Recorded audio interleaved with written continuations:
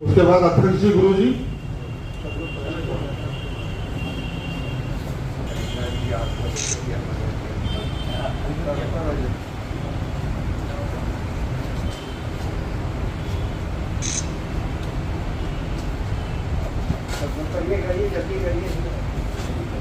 सरदार भगत सिंह अमर रहे, अमर रहे। सरदार भगत सिंह अमर रहे, अमर रहे। शहीद आजम सरदार भगत सिंह अमर रहे, अमर रहे। भारत माता की जय। भारत माता की जय। राष्ट्रपिता महात्मा गांधी अमर रहे, अमर रहे। महात्मा गांधी अमर रहे, अमर रहे। महात्मा गांधी अमर रहे, अमर रहे। भारत माता की जय। भारत माता की जय। भारत माता की जय।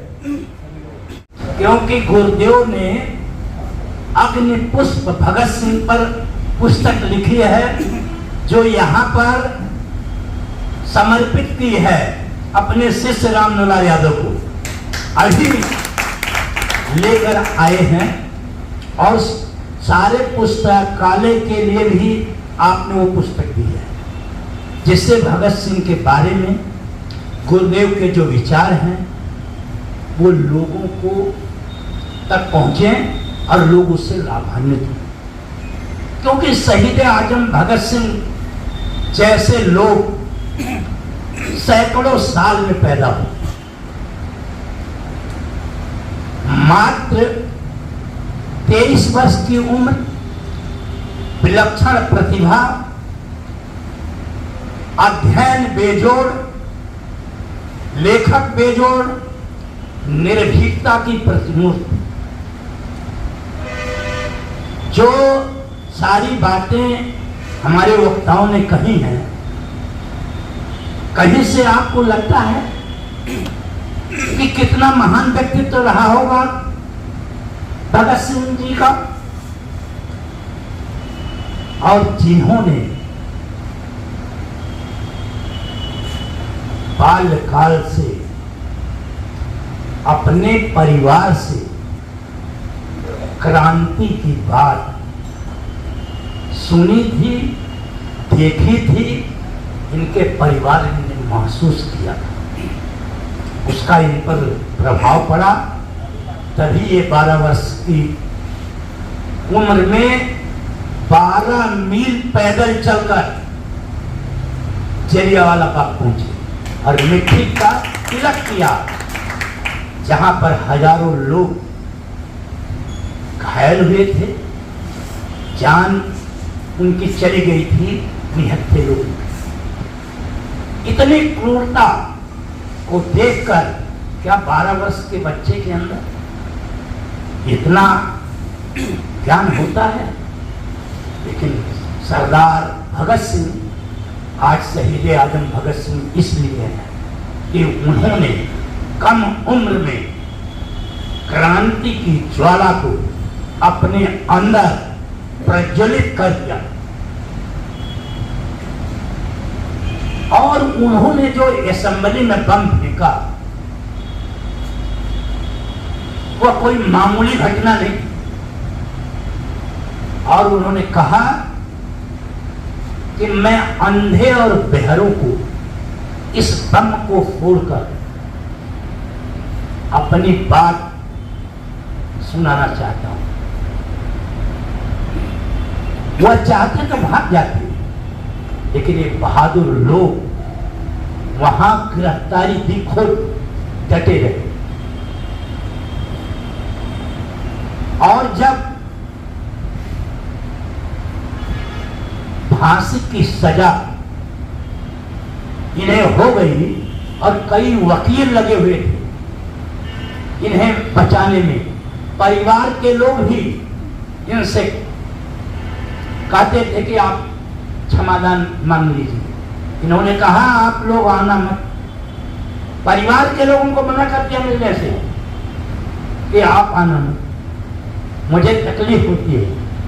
मैं इसलिए ये काम नहीं किया हूं, मैं देश के नौजवानों के अंदर एक क्रांति की ज्वाला भड़काना चाहता हूं। मेरी फांसी से इस देश का नौजवान संगठित होगा, और भारत मां को ब्रिटिश गुलामी से मुक्त करवाने का काम। मैं भगत सिंह का बहुत अनुयायी हूं, इसलिए कि भगत सिंह ने अन्याय और शोषण के विरुद्ध लड़ाई लड़ते हुए देश को आजाद कराने के लिए फांसी के फंदे को चूम दिया।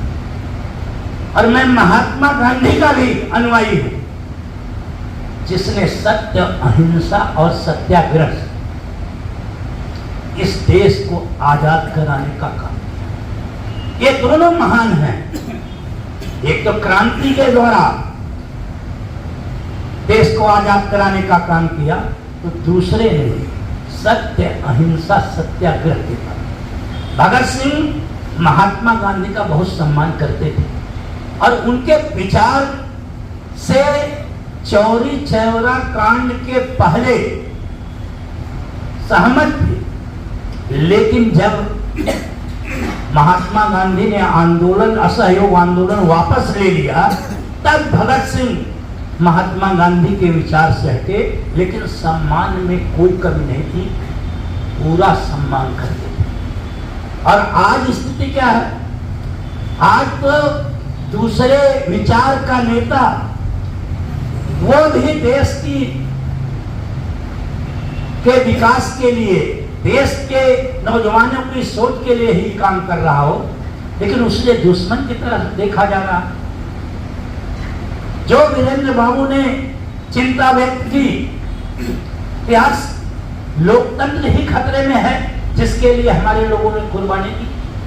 और माफ करना, आप लोगों के बीच में बताना चाहता हूं, जो लोग सत्ताधारी पार्टी के हैं, उन्हीं लोगों की गवाही से भगत सिंह को फांसी हुई। ये बड़े दुख की बात है कि उनकी गवाही से ही फांसी हुई। और आसिफ अली जैसे एडवोकेट, महात्मा गांधी और जितने भी क्रांतिकारी थे, वो उन्हें बचाना चाहते थे।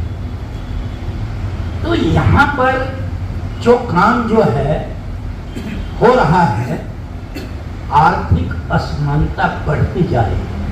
भगत सिंह ने छात्रों के लिए बात कही कि छात्रों को लिए पढ़ाई सबसे आवश्यक है, लेकिन अगर वो छात्र देश की सामाजिक और आर्थिक स्थिति का अध्ययन नहीं करता और जागरूक नहीं रहता, तो वो पढ़ाई अधूरी है, वो पढ़ाई अज्ञानता है, अगर वो देश के बारे में नहीं सोचता। आज देश में क्या हो रहा? सर्वेक्षण आया है कि एशिया में सबसे ज्यादा अरबपति, खरबपति भारत में है और 81 करोड़ को 5 किलो अनाज भारत में दिया जा रहा है। और आज की जो सत्ता है वो 2047 की बात करती है कि 2047 में हम विकसित राष्ट्र बन जाए। लोगों का मानना है और लोगों को संशय भी है इस बात पर कि हम 2047 में अगर विकसित राष्ट्र बन भी गए तो भी हमें ये जो चल रही हैं योजनाएं, वो चलाते रहना पड़ेगा, क्योंकि सारे लोग गरीबी से तब भी नहीं निकल पाएंगे। यही अरबपति और खरबपति यही आगे बढ़ेंगे। इसलिए जो असमानता है, असमानता और गरीबी, समाजवादी काम किया भगत सिंह ने, सबसे बड़े समाजवादी रहे कि अन्याय, शोषण, सामाजिक न्याय नहीं मिल पा रहा लोगों को। बस 23 वर्ष में, 23 वर्ष की उम्र में इतनी थिंकिंग, इतनी सोच, इतना विचार, तो आज वैचारिक संकट पैदा हुआ। आज वैचारिक संकट है समाज और देश के सामने। हम लोग यहाँ ज्ञानपीठ केंद्र के प्रांगण में उपस्थित हैं। हमारी संख्या चाहे ही कितनी ही कम है, हम तो सोच रहे हैं ना कि हमें संविधान और लोकतंत्र को बचाना है और लोगों के साथ अन्याय अनाचार न हो, नफरत अहंकार का वातावरण न बने, सद्भाव भाईचारा प्रेम और सहयोग की भावना पैदा हो। और भगत सिंह के शब्दों में कि शोषण विहीन समाज बने, पाखंड रहित समाज बने, रूढ़िवाद कुरीतियों के रहित समाज बने, क्योंकि भगत सिंह का यह भी संदेश था कि पाखंड और रूढ़िवाद के वो बहुत खिलाफ थे और धर्म को तो मांस की तरह अफीम का नशा करते थे कि ये अफीम है और इसको खाकर लोग जो है सही रास्ते पर नहीं चलते, भटक जाते हैं। तो हमें सही रास्ते पर चलाने के लिए भगत सिंह के विचार पर चलना होगा और पाखंड से हटकर, और जो धर्म सत्य की निरंतर खोज है, धर्म आदमी के नैतिक आचरण को ऊपर उठाता है, सत्य और अहिंसा का मार्ग बताता है, लेकिन धार्मिक पाखंड हमें अंधेरी सुरंग में ले जाता है, जिसके से भगत सिंह समाज को बचाना चाहते थे। तो मैं आप लोगों का पुनः अभिनंदन करता हूँ। बात करने को तो मेरे पास बहुत है, कई आंकड़े हैं, लेकिन समय भी बहुत हो रहा है, तो मैं आप लोगों का अभिनंदन करता हूँ, स्वागत करता हूँ और मैं भगत सिंह जी के चरणों में नमन करते हुए, श्रद्धांजलि देते हुए आप लोगों से निवेदन करता हूँ कि लगातार भगत सिंह के जो विचार हैं उसे कहीं न कहीं चर्चा में जरूर रखना, जिससे समाज, देश और व्यक्ति का सर्वांगीण विकास हो। यही हम लोगों की कामना है, यही इच्छा है। पुनः आप लोगों का अभिनंदन, वंदन, स्वागत। कि आज भगत सिंह की जयंती है, 27-28 सितंबर जैसे मैं पढ़ रहा था। आप ये देखिए कि जयंती हम लोगों में बहुत कम लोग होंगे जिन्हें आज जयंती याद भी हो। ये समाज की एक विडंबना थी। आदरणीय गुरु जी, कार्यक्रम में आज मैं 2-3 जगह गया और कार्यक्रम पूरे समाज में चल रहे होंगे। रामलीलाओं का मंचन चल रहा है, हर जगह दुर्गा पूजा के पंडाल लगे हुए हैं, लेकिन जिनकी वजह से हम यहाँ पर बैठे हुए हैं, इस खुली फिजा में सांस ले रहे हैं, आज़ादी से रह रहे हैं, उनको नमन करने का दिन आज नहीं है। चाहे वो सरकारी रूप से हो, प्रशासनिक रूप से हो या राजनीतिक या सांस्कृतिक रूप से जितनी भी संस्थाएं हैं, मुझे तो नहीं लगता कि किसी ने कार्यक्रम, 2-4 लोगों ने कार्यक्रम किए होंगे या उन्हें याद किया होगा। ये बहुत बड़ी विडंबना इस समाज के सामने, हम लोगों के सामने। 23 साल की उम्र में क्या जरूरत थी उन्हें फांसी के पन्ने को छूटने की? कभी सोचा है? वो भी आराम से जिंदगी जी सकते थे कि 23 साल की उम्र क्या होती एक नौजवान के लिए। जैसे बताया कि जलियांवाला बाग कांड हुआ, 12 साल की उम्र थी। लाला लाजपत राय की मौत का बदला लेना था, सैंडर्स की हत्या की, क्या उम्र थी? या केंद्रीय असेंबली में बम फेंकना, सिर्फ जगाने के लिए कि हमारा ये समाज जागृत हो जाए।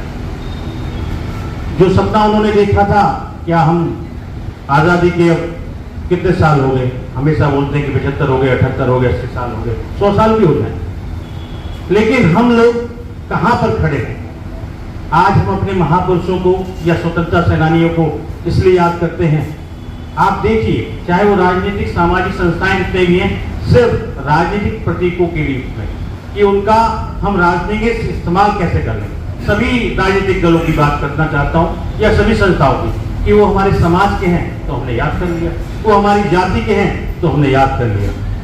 ये एक विडंबना है कि हमारा हित कितना साधन, हित कैसे साधन हो रहा है कि सभी पार्टियां और राजनीतिक दल, सामाजिक संस्थाएं उनको नमन करने का उनके पास समय नहीं है कि उन्हें नमन कर लिया है, क्योंकि उनका हित नहीं। आज समाज में ये विघटन पैदा हो रही है। आप देखिए क्यों जा रहा है, ये सोचने की बात है। एक घटना कल की बीती है, सभी लोगों को पता है समाज में चल रही है। मैं उनका नाम लेना चाहूंगा, आज भगत सिंह का जन्मदिन है, लेकिन हम लोकतंत्र की रक्षा कैसे कर पाए, हम समाज की रक्षा कैसे कर पाए। सोनम वांगचुक सभी लोगों ने किया, सभी लोगों ने आज पढ़ा होगा अखबारों में सोनम वांगचुक के बारे में। वो कोई अपने लिए अधिकार के लिए, अपनी सुख सुविधा के लिए नहीं लड़ रहे, वो लेह लद्दाख और कारगिल का जो क्षेत्र है उसकी स्वायत्तता के लिए लड़ रहे हैं, उसके पूर्ण राज्य के लिए, उनके नागरिकों के अधिकारों के लिए लड़ रहे हैं। वो लड़ रहे हैं उस चाइना से जो चाइना भारत भूमि को, जमीन को कब्जा कर रहा है। वो देशभक्त नहीं है, वो देशद्रोही हो गए, उनमें एनएसए लगा दिया गया और कोई बोलने के लिए तैयार नहीं। क्या यही लोकतंत्र है? नौजवान जो बेरोजगार है वो लड़ाई लड़ रहा है, चाहे उत्तराखंड ले लीजिए, चाहे कर्नाटक ले लीजिए, चाहे लद्दाख में ले लीजिए, वो लाठी खा रहा है। लेकिन समाज कहां जा रहा है? हम लोग सिर्फ उन्हीं प्रतीकों में कि सत्ता कैसे मिल जाए, कैसे हम लोगों को याद करें। इसलिए ये सोचने की बात है।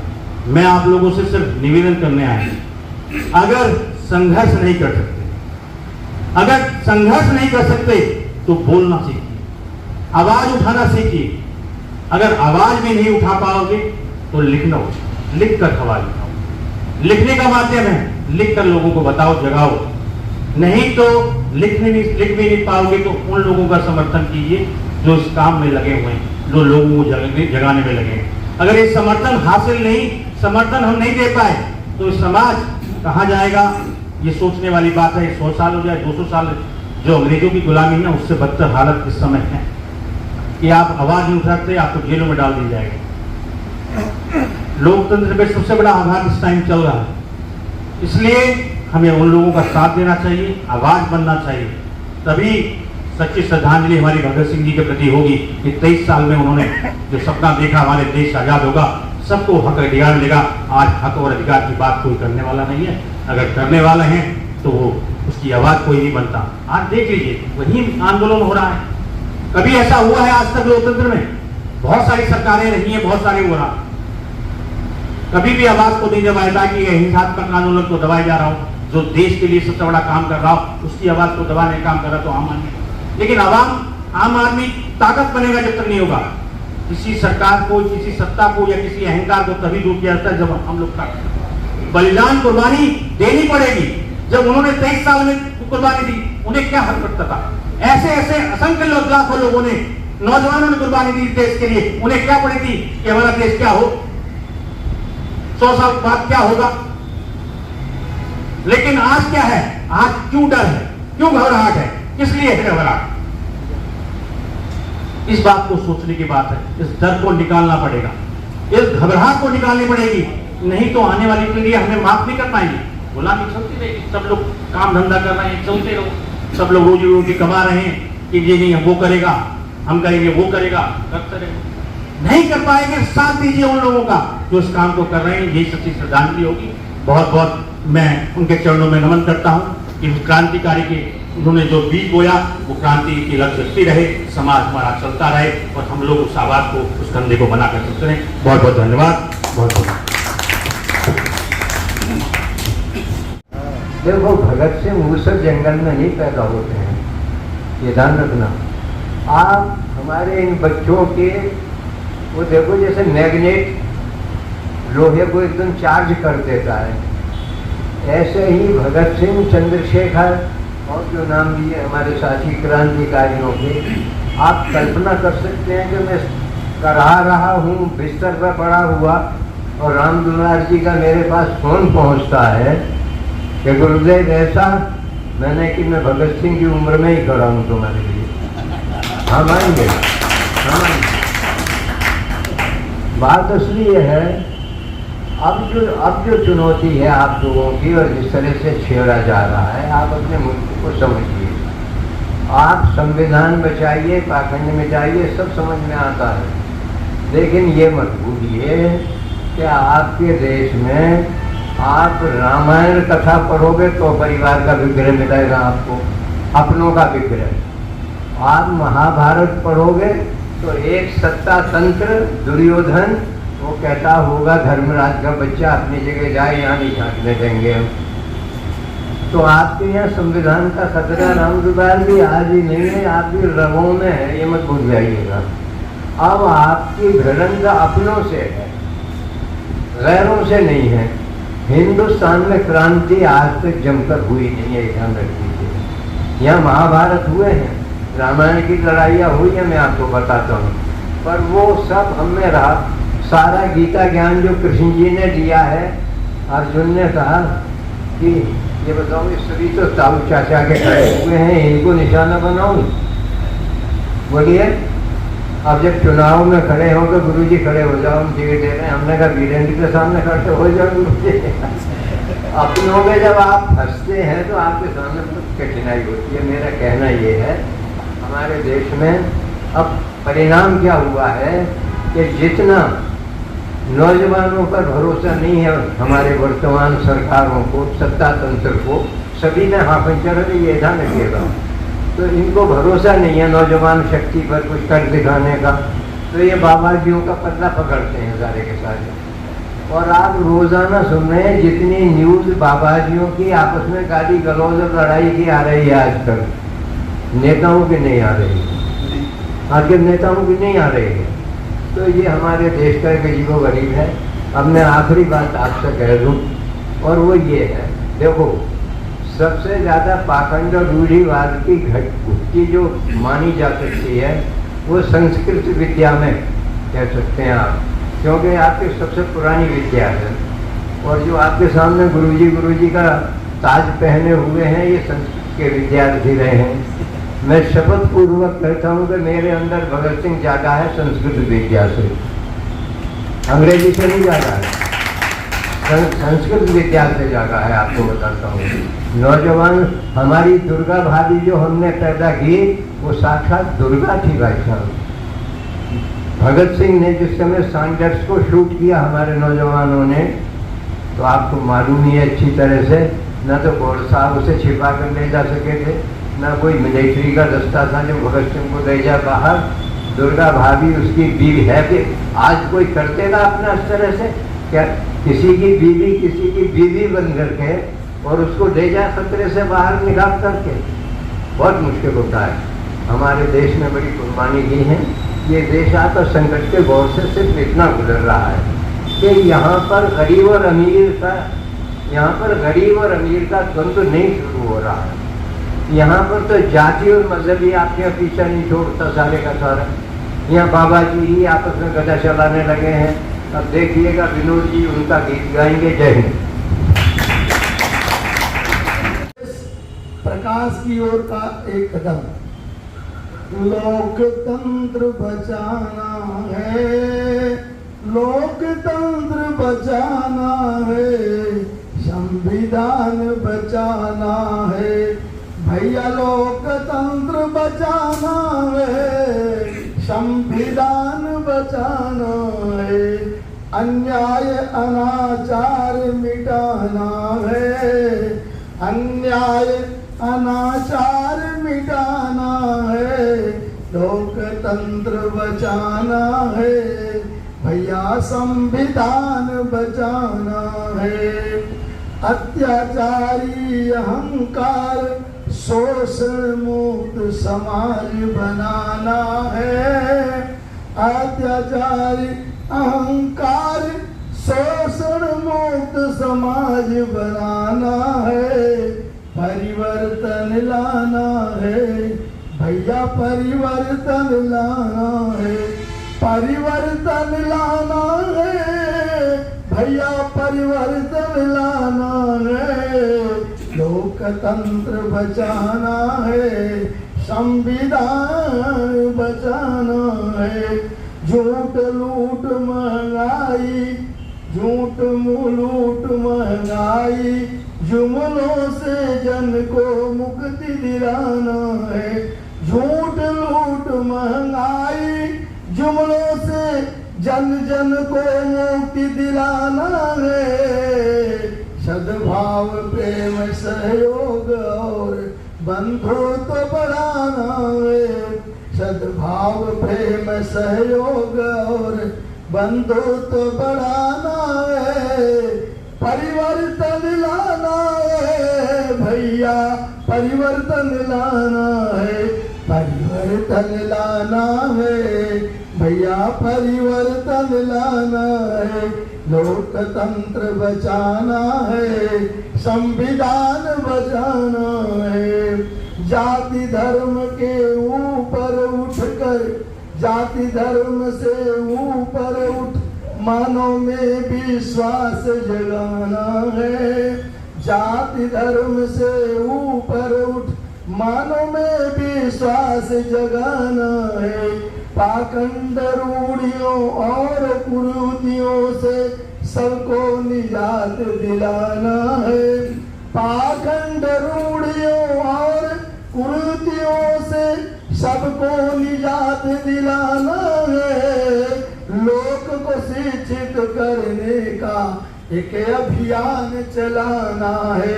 सबको शिक्षित करने का एक अभियान चलाना है, अभियान चलाना है।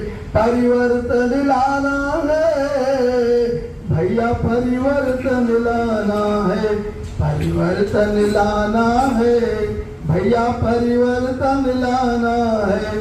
लोकतंत्र बचाना है, संविधान बचाना है। जय ज्ञानपीठ, जय मानव समाज। क्रांतिकारी तो हमारे देश में बहुत है। वो क्रांतिकारी की परिभाषा क्या होती है? परिभाषा ये होती है कि ना तो क्रांतिकारी कभी जुल्म करता है, ना जुल्म सहता है, और ना किसी के ऊपर होते हुए देख पाता है। ये क्रांतिकारी की परिभाषा है। और इसके बाद हमारे इजाजत की जो है ये बधाई के पात्र है। इतना हमें यहाँ से इतनी नॉलेज मिलती है। रोज किसी न किसी का जन्मदिन होता है, किसी की पुण्यतिथि होती है, और यही कि यहाँ से हमें सब बहुत कुछ प्राप्त होता है। और मैं आप सब लोगों का धन्यवाद करता हूँ कि आप इस प्रकार के आपने यहाँ पे अपना टाइम।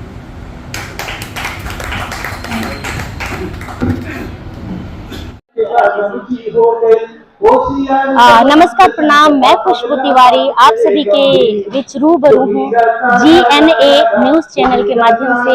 आप सभी इसको देखिए, सुनिए, ढेर सारा प्यार दीजिए और चैनल को सब्सक्राइब करिए। बहुत बहुत धन्यवाद।